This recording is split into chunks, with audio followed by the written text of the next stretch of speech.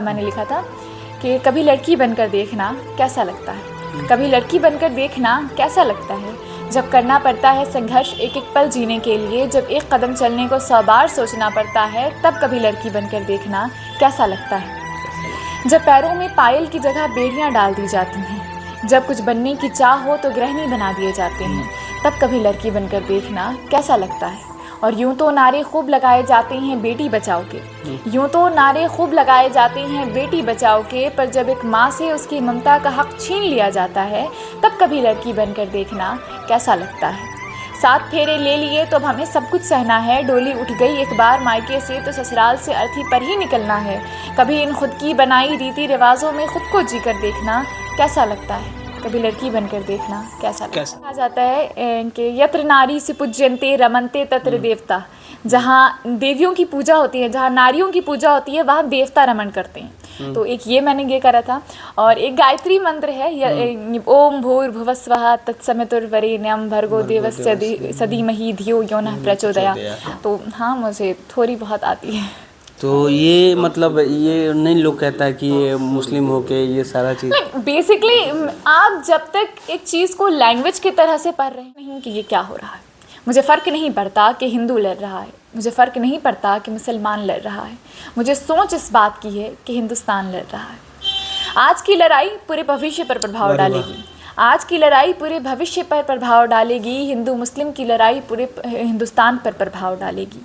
ये छोटे नन्हे बच्चे जो धर्म जाति से दूर हटकर सिर्फ दोस्ती का हाथ बढ़ाते हैं, जिन्हें पता नहीं है भेदभाव की ये बेतुकी बातें कल इन्हीं के बीच धर्म दरार डालेगी। सीमा पर खड़े जवान औरों से लड़ रहे हैं और हम हिंदू मुस्लिम करके खुद में ही मर रहे हैं। वो खड़े हैं वहाँ हमें गैरों से बचाने को और हम आपस में अपने ही अपनों में मर रहे हैं। मुझे सोच नहीं कि ये क्या हो रहा है, मुझे फ़र्क नहीं पड़ता कि हिंदू लड़ रहा है, मुझे फ़र्क नहीं पड़ता कि मुसलमान लड़ रहा है, मुझे सोच इस बात की है कि हिंदुस्तान लड़ रहा है। अच्छा क्या है कि ये मुस्लिम समुदाय से आती है और इसके मुस्लिम समुदाय के आने का वजूद ये उर्दू के साथ साथ संस्कृत का भी ज्ञात रखती है। संस्कृत में 1-2 लाइनें याद है आपको? मुझे संस्कृत की उतनी ज़्यादा नॉलेज नहीं है। हाँ, कुछ श्लोक हैं और कुछ लाइन्स हैं, वर्सेस हैं जो कि मेरे स्कूल में मैंने सीखी थी और कुछ ऐसे इधर उधर से कहीं से। तो एक ये कहा जाता है कि यत्र नारी से पूज्यन्ते रमन्ते तत्र देवता, जहाँ देवियों की पूजा होती है, जहाँ नारियों की पूजा होती है, वहाँ देवता रमन करते हैं। तो एक ये मैंने ये करा था। और एक गायत्री मंत्र है, ओम भूर्भुवः स्वः तत्सवितुर्वरेण्यं भर्गो देवस्य धीमहि धियो यो नः प्रचोदयात्। तो हाँ, मुझे थोड़ी बहुत आती है। तो ये मतलब ये नहीं लोग कहता है कि ये मुस्लिम होके ये सारा चीज़, बेसिकली आप जब तक एक चीज़ को लैंग्वेज की तरह से पढ़ रहे हैं, डजेंट मैटर आप हिंदू हैं या मुस्लिम हैं। एक मैं हमेशा ये कहूँगी कि लैंग्वेज जो होती है उसका मज़हब नहीं होता है, लैंग्वेज का कोई धर्म नहीं है। भाषा भाषा होती है, आप वो हिंदी हो, उर्दू हो या संस्कृत हो या अरबिक हो।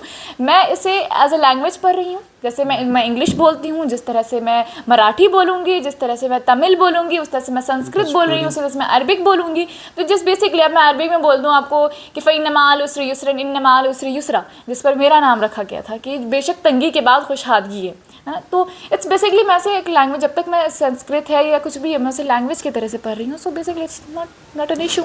अच्छा, इस समय का जो दौर है, लोग धर्म के बातें कर रहे हैं, जाति पे बातें हो रही है, वो मतलब क्या है, उस पर क्या कहना है आपका?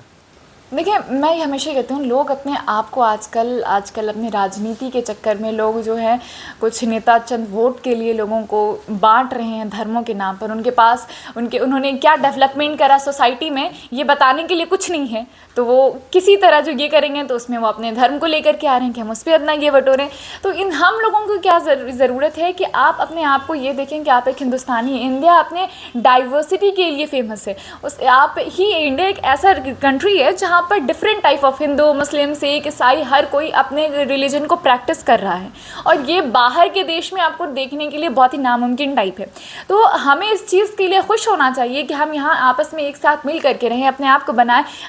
आप एक हिंदुस्तानी बने, एक जागरूक, एक जिम्मेदार नागरिक बने। आप दूसरों को तोड़ने फोड़ने में कुछ नहीं है। इस पे कुछ लाइनें इस पर मैंने लिखा था एक दफ़ा कि मुझे सोच नहीं कि ये क्या हो रहा है, मुझे फ़र्क नहीं पड़ता कि हिंदू लड़ रहा है, मुझे फ़र्क नहीं पड़ता कि मुसलमान लड़ रहा है, मुझे सोच इस बात की है कि हिंदुस्तान लड़ रहा है। आज की लड़ाई पूरे भविष्य पर प्रभाव डालेगी, आज की लड़ाई पूरे भविष्य पर प्रभाव डालेगी, हिंदू मुस्लिम की लड़ाई पूरे हिंदुस्तान पर प्रभाव डालेगी। ये छोटे नन्हे बच्चे जो धर्म जाति से दूर हटकर सिर्फ दोस्ती का हाथ बढ़ाते हैं, जिन्हें पता नहीं है भेदभाव की ये बेतुकी बातें कल इन्हीं के बीच धर्म दरार डालेगी।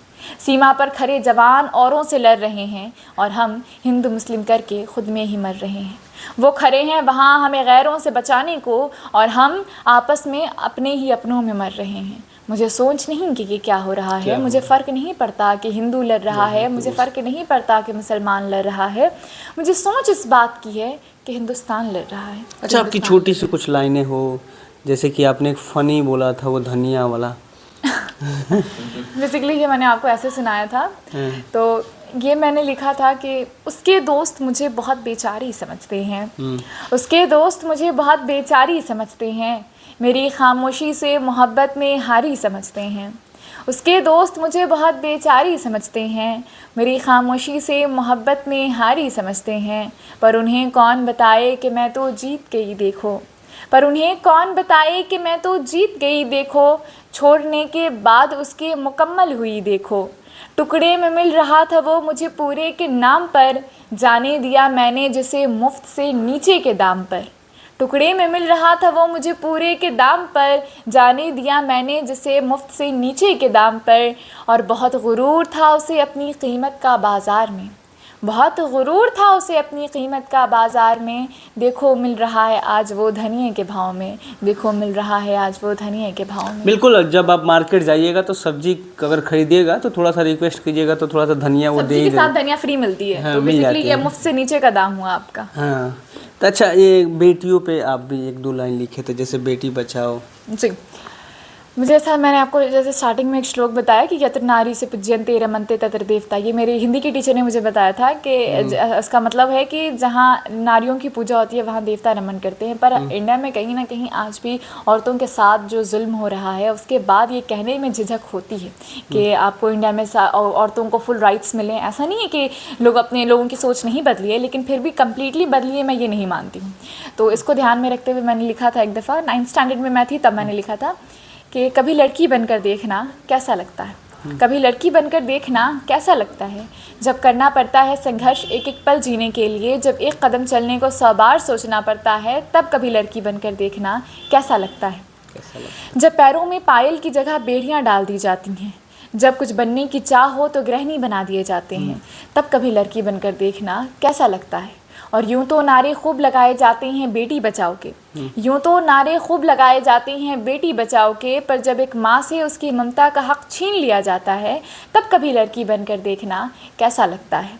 7 फेरे ले लिए तो अब हमें सब कुछ सहना है, डोली उठ गई एक बार मायके से तो ससुराल से अर्थी पर ही निकलना है।